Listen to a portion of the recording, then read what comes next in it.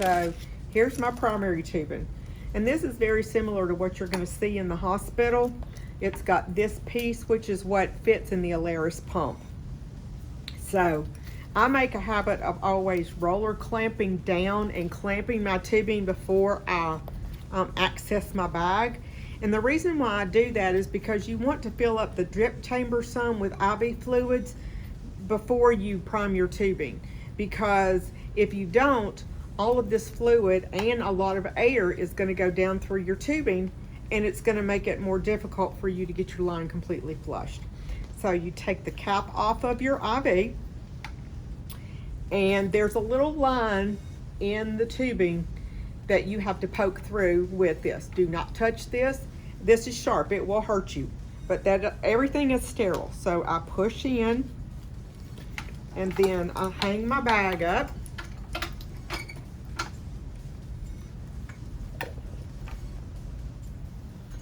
I squeeze my drip chamber till I've got it about halfway full. And this is another place where you need to put a label on. Everybody needs to know when those fluids were hung, when that tubing was changed. So then I undo my roller clamp, the trash can, and wait till the fluid gets all the way down to my connection. Then again, if it's been a while since you've connected IV fluids, then I would clean off my hub again. I would flush again before I hooked up. And then there's a piece that goes around. So you push this in and you twist that other piece around. And then to secure an IV with IV fluids, I would tape the tubing down just so that it helps secure on a patient's arm. Now, if this was connected to a pump and it started beeping occlusion, it's because I haven't undone this little clamp. So you got to double check everything all the way down. And for purposes right now, I've just left this clamp, but you would have to make sure that you unclamped everything for your IV to flow properly. Now, if we're doing a secondary,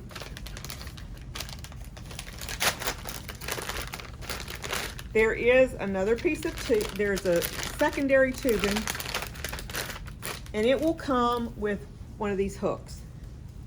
This tubing is a lot shorter. If you can see, I think it's 37 inches, somewhere around in there, so it's a lot shorter. This tubing, for you to get the fluids to run at different rates, has to be connected above your pump. So on tubing that goes into the pump, you use this Y-site because this piece right here is the piece that goes into the tubing. So your antibiotics, any medications that have to go at a specific rate are going to go in this upper. So again, I clamp off my tubing. The one thing when you've got it connected to a pump that you have to do is lower your primary bag. So hook it up there like that. And the reason being is because if you had both bags hanging at the same height, the pump would not know which one was your secondary. You can set a pump at primary rate and secondary rate. The pump wouldn't know, so it would just pull from whichever one that it could get fluids from. So again, you're gonna check this. If you add medication, your medication's gonna be added here. If it's something that you put a needle in and you actually add medication to, you need to label this bag because nobody knows what's in here if you don't. So the red comes off and it pops off. I've got my tubing clamped. You push it in there.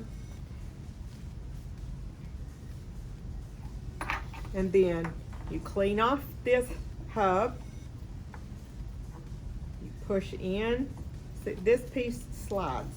So you push that in, well, I can get it there, and screw on the other part. One of the easiest ways to prime this tubing without losing any of your medication is unclamp your tubing and drop it lower than your primary. So you drop it below your primary, and as you can see, your IV fluids are backing up into your bag. You see the bubbles in the little bag. And then I get my drip chamber about at least that full, and then I clamp it back off. Okay. Then I hang it above my primary IV fluids. So anytime you need to give a medication, your primary IV fluids need to be lower than your secondary. And so what you can do is you can set the pump and say, okay, my primary rate is 50 milliliters an hour, but this is a 100 milliliter bag and I want it to go in 30 minutes, so I need this to go in at 200 an hour. You can set this to say secondary, but you've got to make sure that you unclamp this clamp, because if you don't, it will just pull 200 for 30 minutes out of, or pull 100 for 30 minutes out of your primary bag. So you got to make sure that this is unclamped. And that's all there is to starting an IV.